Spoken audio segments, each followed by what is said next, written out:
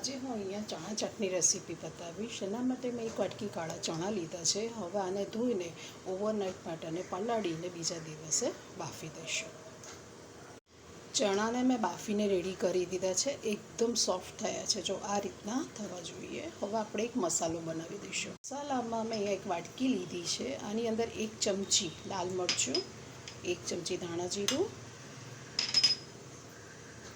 અડધી ચમચી ચાટ મસાલો, અડધી ચમચી બ્લેક સોલ્ટ,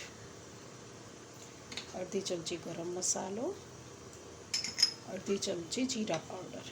આની અંદર થોડુંક પાણી નાખીને આની પેસ્ટ રેડી કરી દઈશું, એટલે જેથી કરીને મસાલા જે બળી જતા હોય એ ના બળી જાય. આ પેસ્ટ બનીને રેડી છે. હવે આપણે ચણાને વઘારી દઈશું. મેં એક પેન લીધું છે, ગેસ ચાલુ કરી દીધું છે. એની અંદર 1 ચમચી જેટલું તેલ લઈશું, અડધી ચમચી જેટલું જીરું, આ બંનેને થવા દઈશું. જીરું થઈ ગયું છે તો હું આની અંદર હિંગ એડ કરી દઈશ અને આપણે જે પેસ્ટ બનાવી છે એ એડ કરી દઈશું અને આને મિક્સ કરી દઈશું. હવે આની અંદર આ બાફેલા ચણા એડ કરી દઈશું, એ પણ મિક્સ કરી દઈશું. હવે આની અંદર અડધી ટેબલસ્પૂન મીઠું એડ કરીશું. આપણે ચાટ મસાલો નાખ્યો છે અને બ્લેક સોલ્ટ નાખ્યું છે એટલે મીઠું ઓછું લેવાનું. આ થઈ ગયું છે તો હું એ ઠંડુ થશે એટલે હું બાઉલમાં ભરી દઈશ. ચણાને મેં બાઉલમાં કાઢી લીધા છે. એકદમ ઠંડા થશે પછી આપણે આગળ બધી વસ્તુ એડ કરીશું આની અંદર. ચણા ઠંડા થઈ ગયા છે તો મારી પાસે એક બાફેલું બટાકું છે એ એડ કરી દઈશ. આની અંદર એક મેં ઝીણી સમારેલી ડુંગળી છે એ એડ કરીશ.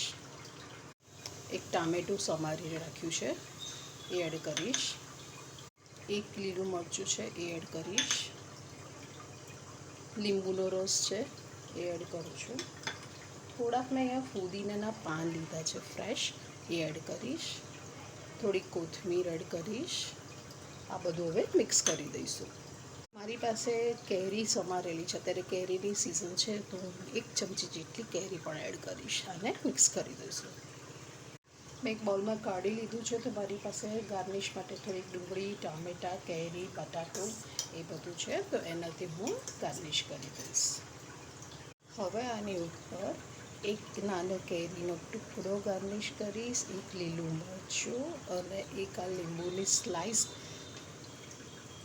અને 1 લીંબુની સ્લાઈસ કરીને રાખી છે એ એડ કરું છું.